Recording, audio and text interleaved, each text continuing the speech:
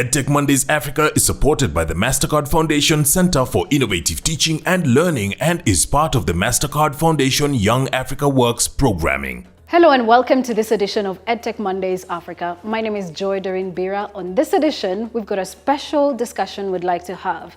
Designing EdTech for refugee learners and displaced people across the African continent. As you know, Africa is home to some of the largest displaced populations in the world.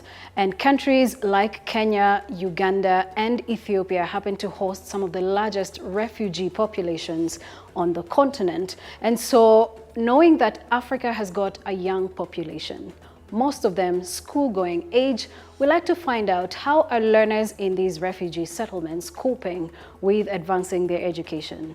At what point do they say learning has not stopped and we need to continue with our education no matter where we are? What are some of the technology tools that are available for them to explore so their education does not come to a halt? That's the conversation we'd like to have today on EdTech Mondays Africa as we mark World Refugee Day. And joining us to have this conversation, we've got with us Albina Mumbi, who is the Innovation Manager at M-Shule. We have Richard Ombina, who is the Digital Hub and Scholarship Coordinator for the World University Service of Canada, or WUSC. Olivier Nkunzurwanda, who is the Chief Executive Officer at Refugee Innovation Centre in Rwamwanja Refugee Settlement in Uganda. Great to have you on the show, Olivier. We also do have Denis Momanyi, who is the country representative at Jesuit World Learning. And we do have Consolee Muvunyi, who is a student and also a facilitator, certificate in legal studies. She's based in Kakuma refugee camp. Let me begin by asking the question, what are our thoughts around access to education in refugee settlements? I think, first of all, I'd like to appreciate the fact that there are people who are doing something on the ground in the refugee camps. But we cannot fail to understand that there's some shortcomings that are there. And I believe there's so many things we can do to be able to assist and facilitate these users, because some of the challenges I'd say we have seen in M-Shule working in such camps are forms of language barrier. We have people who are working there who are Kenyans and don't understand the language that the people are talking locally. Then we have people who are in the camps and don't have time to actually go to school or cannot access the school facilities themselves. Then we also have the fact that the curriculum itself is not tailor-made for them. So I feel these are some of the things that we need to come together to be able to assist and facilitate these things to ensure that education can be able to reach them. I love that. Denis, what are your thoughts around education for learners in displaced communities? Education cannot be stopped, even if the interactions can come around. But and also we know that education is a human right. So it's better for the organization to come on board, ensuring that they are able to provide the continuity for the learning, so that we are able to create the hope, the innovation we are talking about, so that we are able to make the countries better, and even in the sense that for the refugees who have been able to flee from their homes, they can go back and do the rebuilding. So it's an essential kind of role which we're supposed to play in order to ensure that they are able to stand by themselves and become leaders. And that is the reason as to why we are here. Olivier, let me hear your thoughts around this, especially knowing that you're dealing also with quite a number of people in the refugee settlement where you are in Uganda. You have to know that fleeing your country is something that you're not prepared of. And secondly, you leave each and everything. You can't forget even resources. Sometimes you find yourself just in a country whereby you don't really exchange. No one can even listen to you. The language is very different.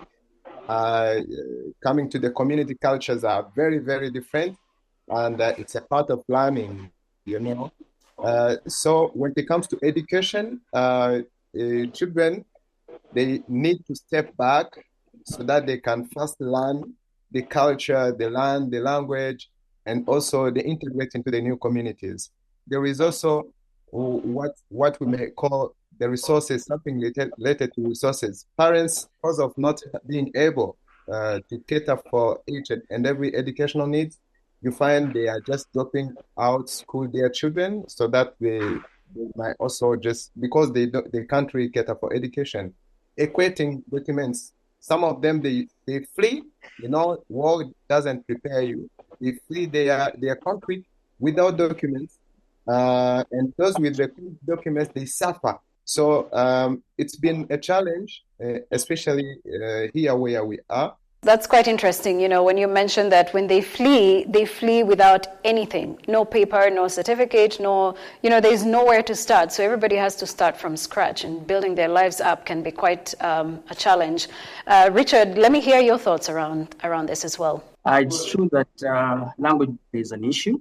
Looking at the Kakuma refugee camp, where we have 21 different nationalities, and you realize that the language of instruction is either English or Swahili.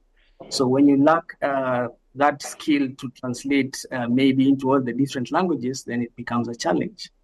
The other thing is the number of maybe students versus the number of teachers. You find we have large classrooms with over 120 to 150 students to one teacher.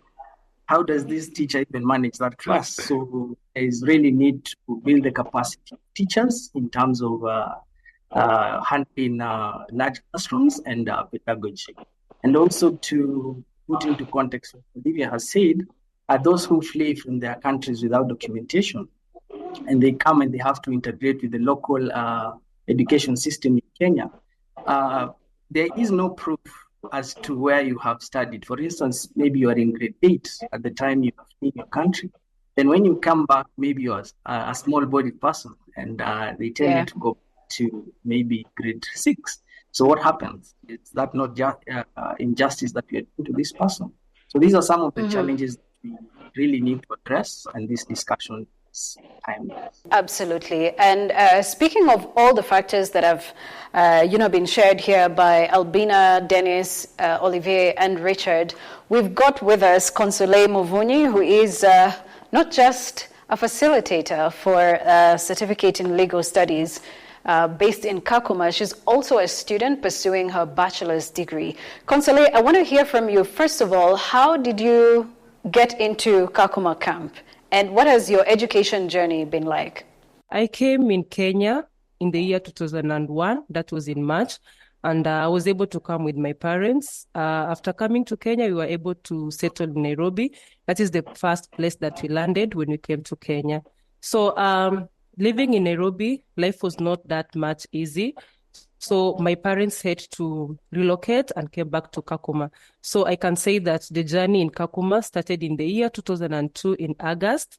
That is when now I was able to come to Kakuma refugee camp. And by that time I was only 3 years.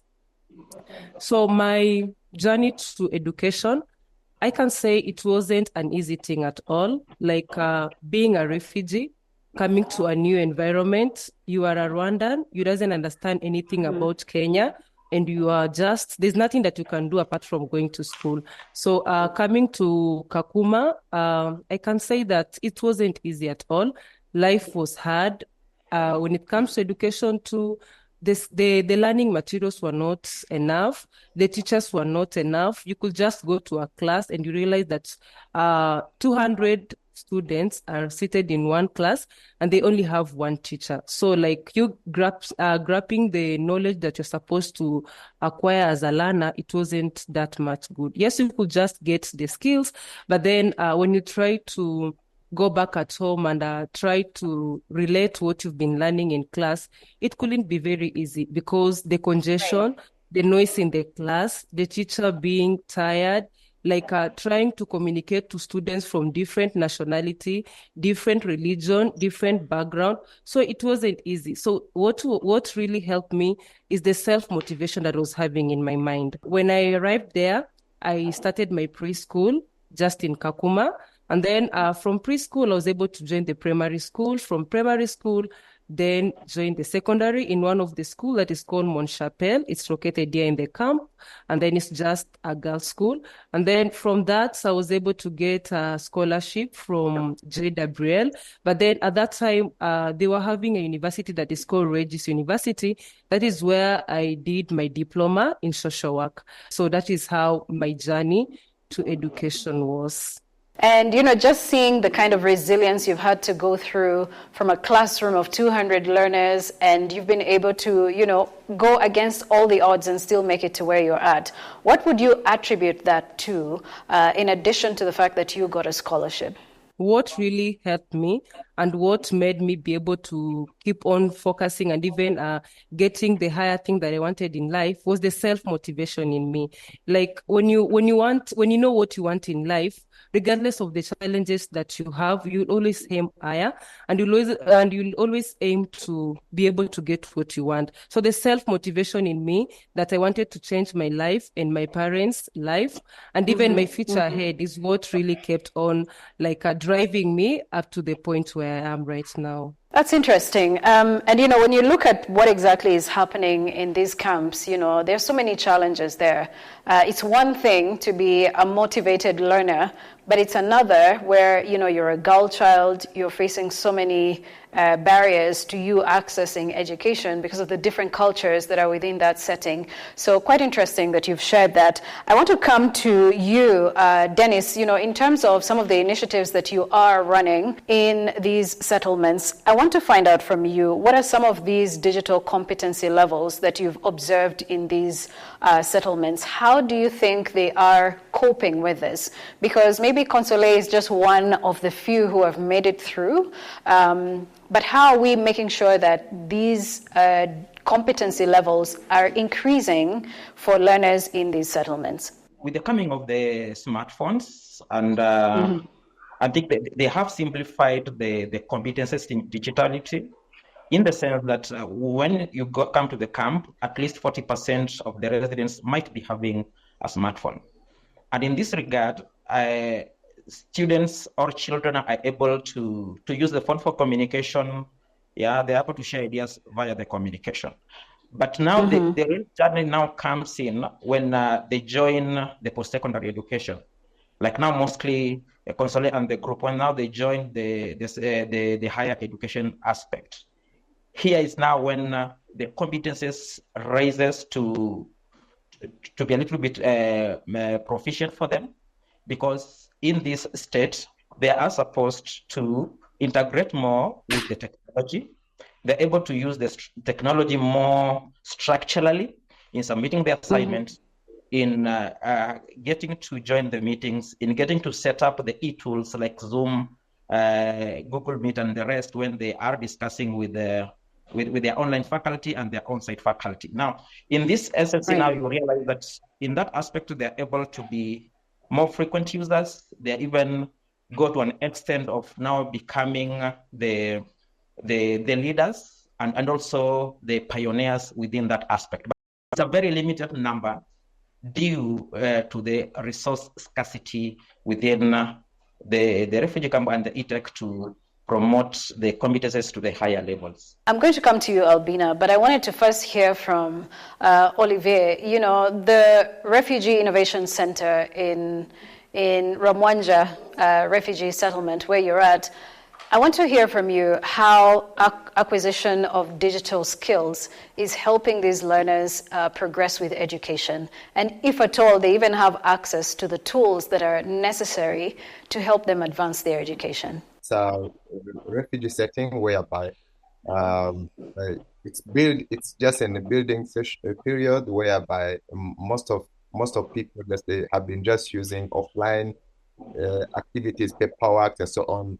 So, but now, when COVID-19 broke into the world, it gave us just a lesson whereby we need just still to create more concrete and collaborated arena whereby just we need still to maintain the communication, we maintain the learning, we maintain everything. Just comes just to one center and it becomes a village. So we we thought of something that everyone just can still using to feed with learning.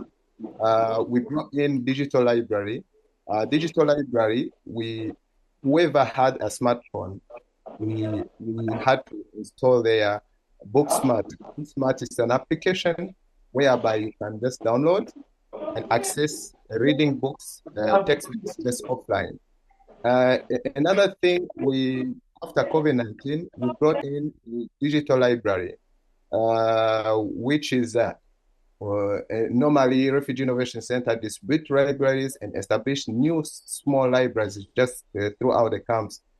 So then we were like, what if children just want to learn from inspirational speakers, from TED Talks, maybe they want to read some materials from Wikipedia and so on. We got just a partnership with an organization called Jesuit that linked up with Wikipedia and TED Talk speakers, and they gave us access to more than 6 million learning materials that children can access. So for now, I believe the only challenge we have just is few learning equipments like computers. They're very few, and you find it is just in one center. But because the camp is very big, when you go just to the other locations, they are not really accessible. Exactly. And I guess when everyone has an opportunity to education, then they have an opportunity to change the lives of those around them with the opportunity to learn and prosper and, get access to dignified and fulfilling work. And I want to come to you as well, Albina, based on what you said about languages and the cultures and what Consolee has just told us about her journey of education or accessing education. M-Shule is one of those platforms that are for diverse learning activities.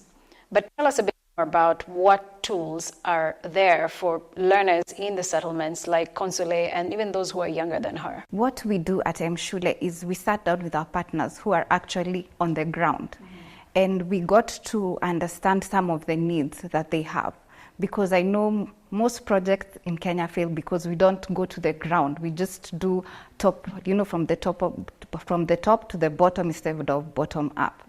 So what we do, for example, in the language barrier, our content, we tailor make it for that particular child, for that particular audience there. So we have content in, for example, Ngaturkana, Somali. So that is one of the ways that we are approaching some of those problems. Then another issue is accessibility to schools, as Consolee has said. Yeah. And what we do is our platform is in a way that each child can access. So we did a research and we saw at least in every household there's one gadget, a phone. They may lack the TV, they may lack the radio, but a phone, and this is a basic phone. In Kenya, we call this the kabambe, the button phone. Yes. So they can use that to learn when they're in the comfort of their home, and it is self-paced. So go there, learn when you're alone without interruptions. And because we know some of these people in the refugee camps have some cultural backgrounds and some of the things that they do culturally. So, for example, the ladies left at home to do a lot of house chores. The boys are taken to herd cows. So these are some of the things we look when we are tailor-making this content. Another issue we have is I also grew up with this American curriculum where you're told X for xylophone. I have never seen a xylophone to date. We want to make this content in a way that these children in Kakuma, in Dadaab, all over Africa can understand what we are telling them. So if we're saying A for apple, do they know what an apple is? Or do we want to say A for something that they understand? So those are some of the things that we are looking at. And not only just looking at it from our perspective, but actually going to the ground and working with these people to understand what is relative to them, what makes sense to them. Then we also want to create a platform where they can have the confidence to learn by themselves. Though I know CBC is coming to change a lot of these things where we had I'm number one, I'm number two. So some of these children feel demoralized because I know as Olivier has said, they have left everything at home or in their country, so they don't have these papers. So when they come here, they need that confidence to be able to backtrack and be able to catch up with the Kenyan system and be able to catch up. It's actually good that you mentioned that you have content in different languages that these young people can be able to comprehend. But at what levels, what stages? Are we talking about the ECD level, or we are going higher than that as well? We have gone higher than that. As I say, we custom make. So like one of the projects we were working on, we were working with the grade 1 to grade 8. And what we did is we used languages that they can understand. So instead of saying Sarah said hi, we say Juma, or we look for Aisha, something that they can relate to. Instead of using very hard terms for these young children, we want to be custom make the language to fit them, so that by the end of the day, they may not learn the way children in Nairobi or let's say in Uganda are learning, but at the end of the day, they will be at the same level that they need to be. I like that. And just looking at that perspective, because at the end of it all, you want to get a child from Consolee's level. If she got into the camp at the age of 3, and now to where she is today, and she's able to express herself, confidently, and even pursue a career of her choice, I think that is something that we need to pick up as a lesson. But of course, there are so many barriers that refugee learners do face as well.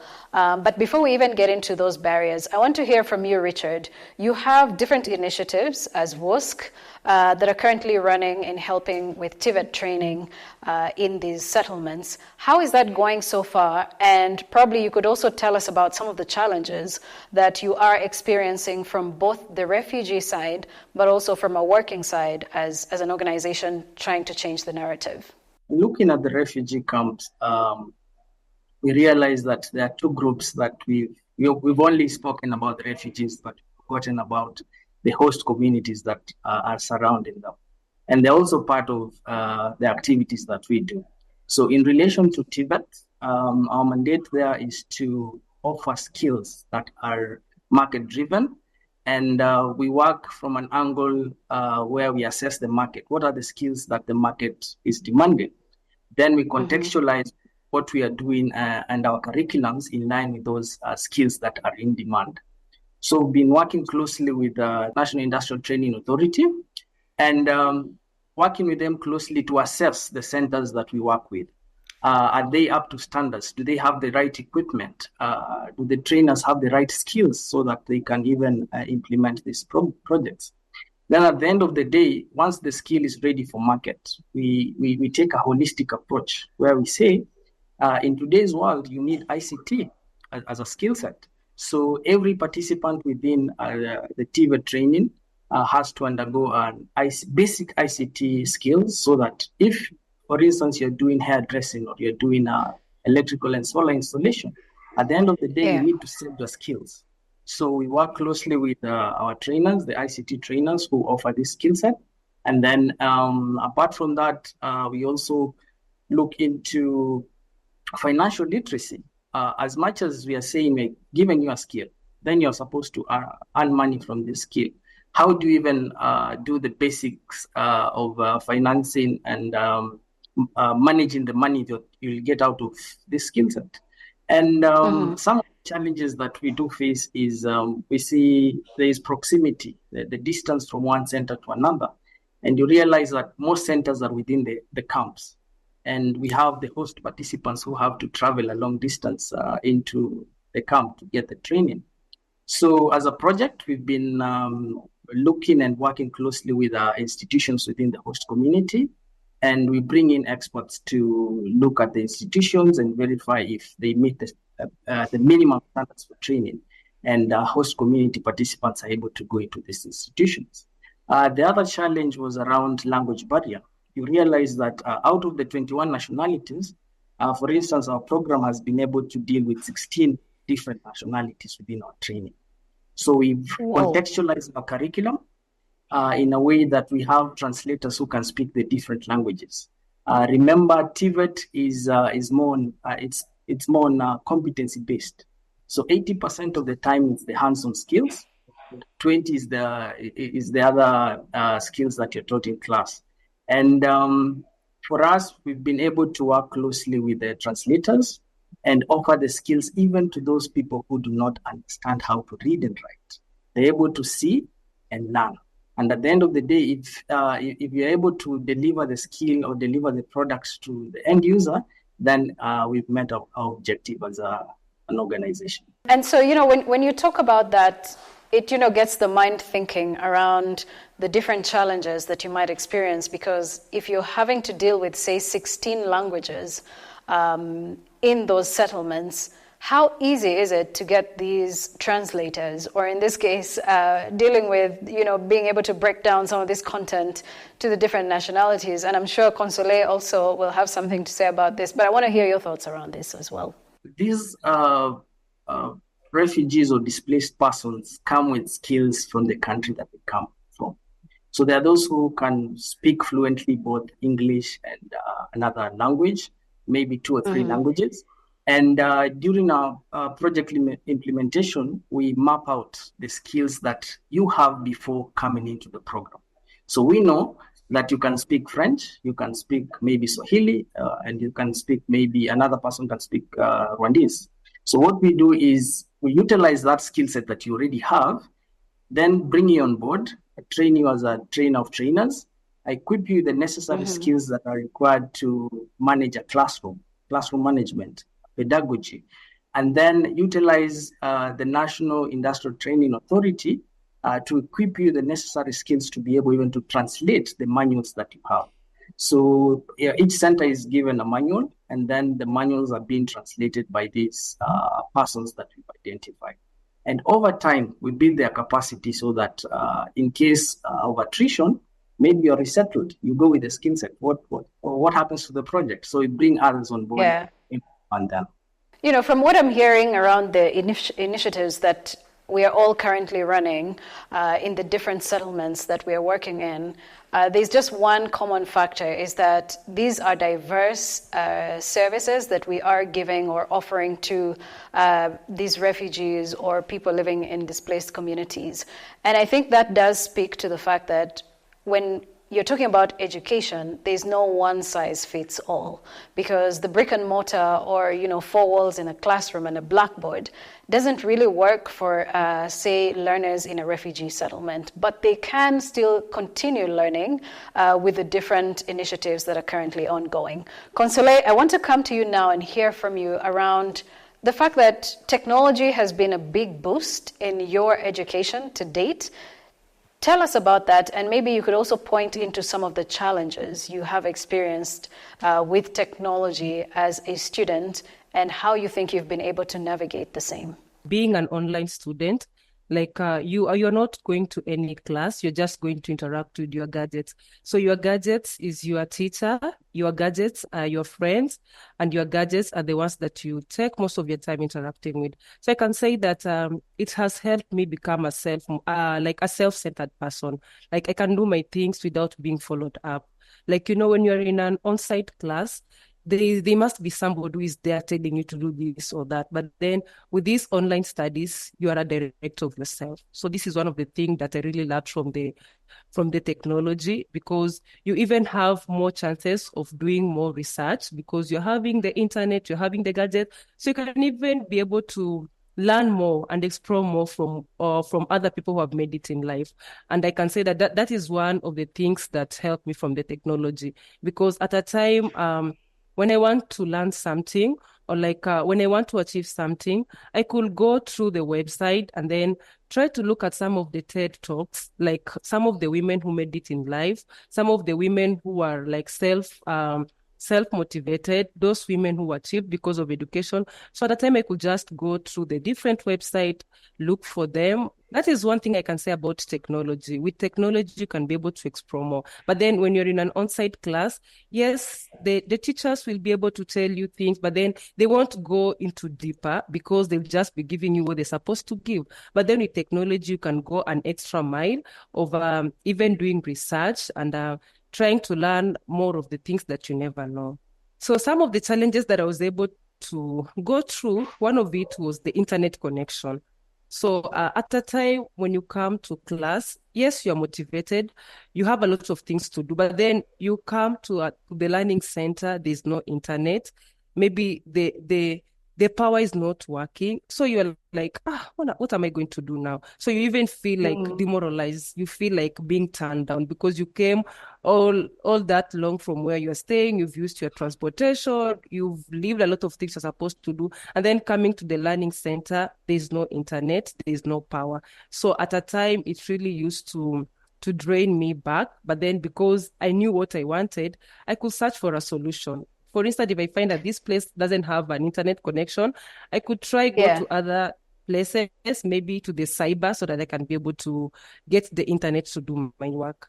Denis, I want to hear from you because we're now coming to the part where we want to talk about inclusion, because we already know that refugees and people living in displaced communities are categorized as marginalized or under-resourced and underserved.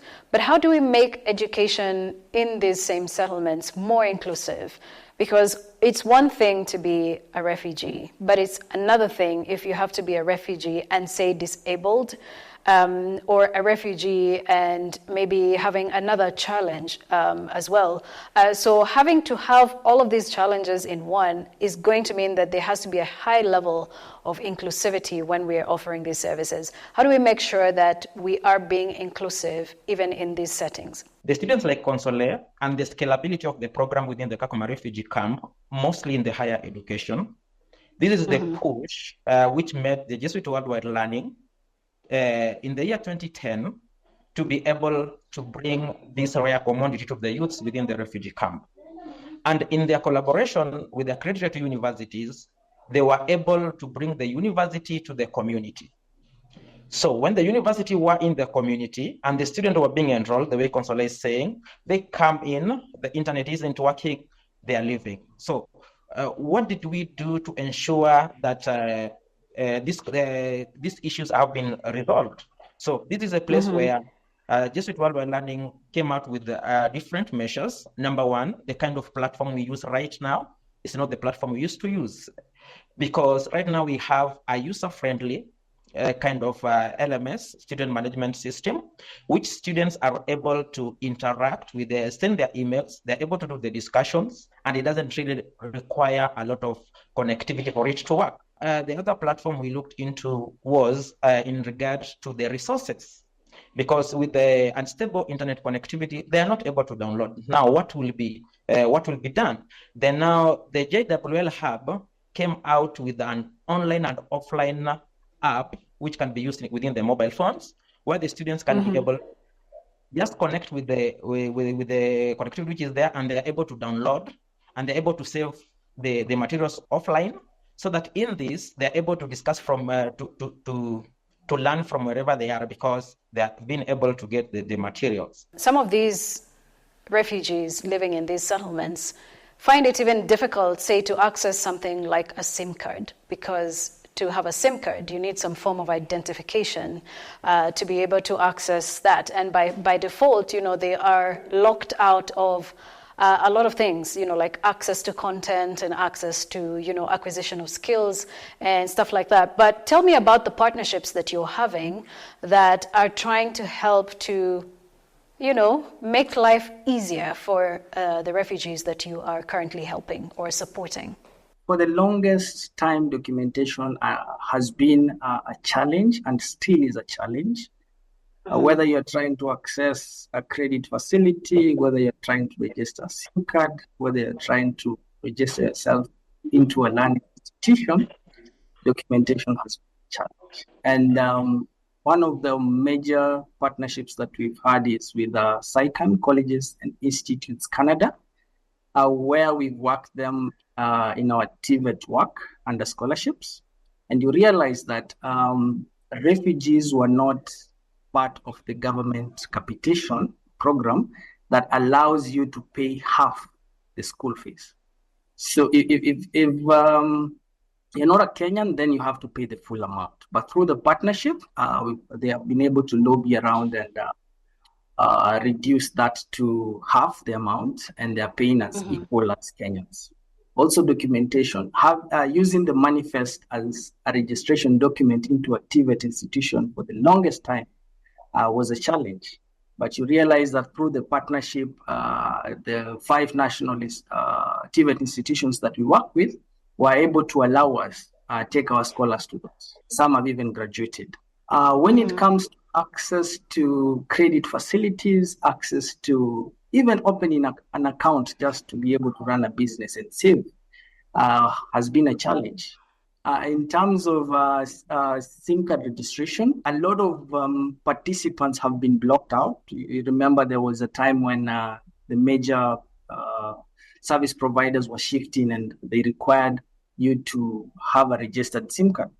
And tracing our participants was the biggest challenge at that point, because you have a contact and where this person is living. So if you go to where this person is living, you do not find them, the easiest way is to call them. If that number is blocked, then simply you've lost your participant. So we've been able to work closely with the service providers, and a number of participants have been able to be registered, and this helps us in also tracking them and knowing their whereabouts, and even communicating with them become easier. So as we bring this conversation to a close, I believe that the key goal here is for us to be able to design education tools that are technology enabled to allow for refugee learners and those living in displaced communities to be able to have continuous learning, so it can pave the way for them to prosper at the end of it all. If they're able to learn, then they are on the right pathway to be able to access dignified and fulfilling work. So how do we make sure, to those who are listening and those who are in positions of changing policy and positions of changing how education is consumed, how do we make sure that they are listening to these solutions? What are the solutions, the final solutions that we have to make sure that they are considered and that they are implemented to make them more inclusive for all, and not just for refugees, but for everyone who might need access to education? The current world is leading us to digital world, and it's already digital. And if it wouldn't be digital, I wouldn't be here just presenting something like this just in a video. Right. Someone else is listening. So now what I think government should put much more efforts, much more money in digital world. So make sure that all your children from the classroom, from EC, the RHL development, children are just coming out, growing up with digital world. So secondly,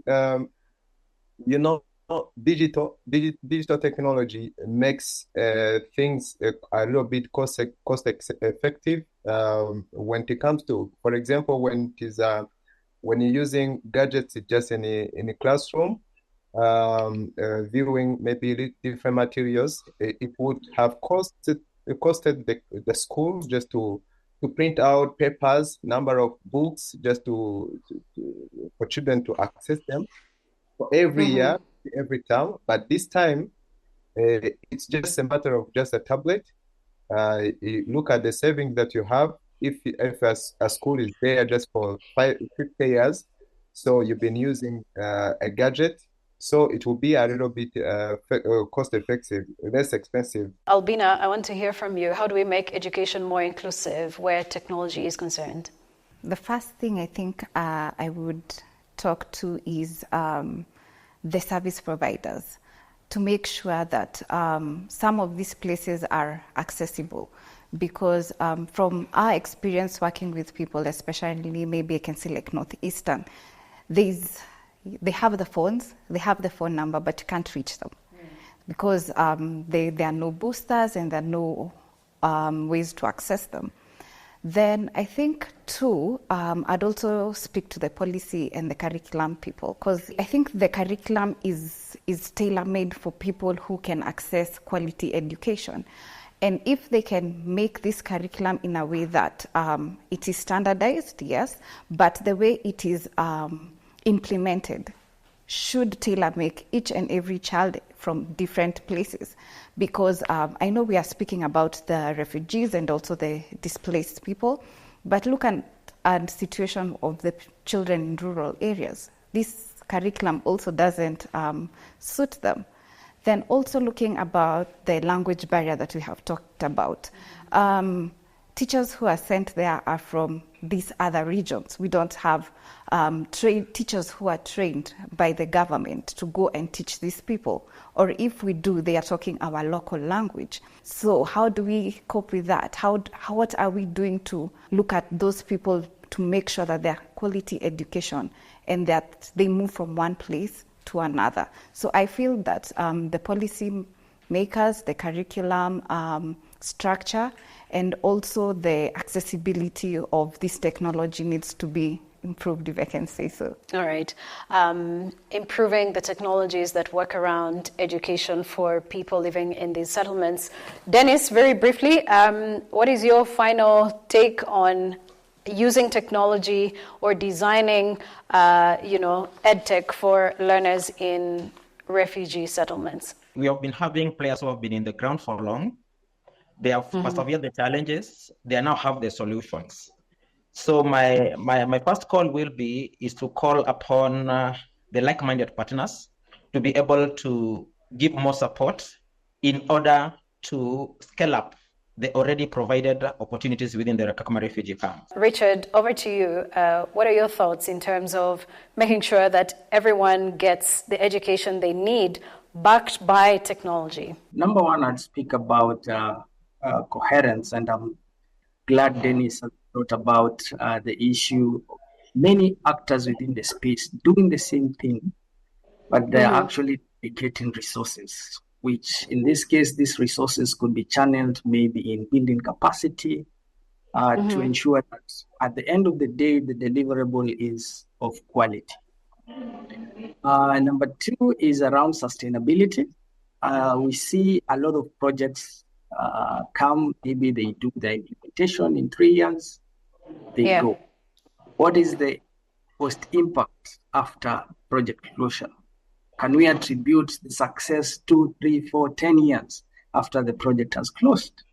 Actors within the space need to ask themselves that question and ensure that the programming within the refugee and displaced context is sustainable. Great, thanks a lot. And our final parting shot coming from Consolee, as someone who has lived the experience in these refugee settlements, probably you could talk to us about what exactly you think needs to be done right, or what you would want done right for the learners who are coming after you.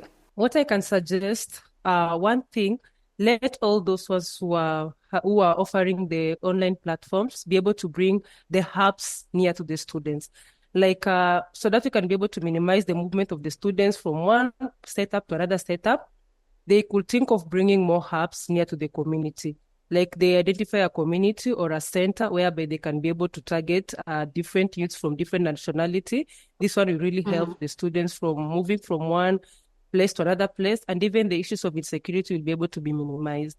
The other thing I can also suggest is that they can be able to come up with the learning platforms which are friendly to the students. You'll be able to realize that some learning platforms are not friendly to the students. Like a student will even have, they will struggle a lot so that they can be able to get where the library is, the library of the learning they are going through. Some of them will even find it hard to interact with the platforms which are there. So those ones who are offering the online courses or those ones who are having the online platforms, they're supposed to come up with a best tool whereby the students can be able to get the learning materials very easy. What a wholesome conversation we just had around EdTech, or designing EdTech for refugees and displaced learners. I think that there's so much we can carry forward, but would like to hear your feedback. Email us edtechmondays@mastercardfdn.org. Would like to hear from you, and you can also follow us on all our social media handles. Until the next edition, my name is Doreen Biira. Thank you all for watching, and I look forward to seeing you on the next conversation. Bye-bye for now. EdTech Mondays Africa is supported by the Mastercard Foundation Centre for Innovative Teaching and Learning and is part of the Mastercard Foundation Young Africa Works programming.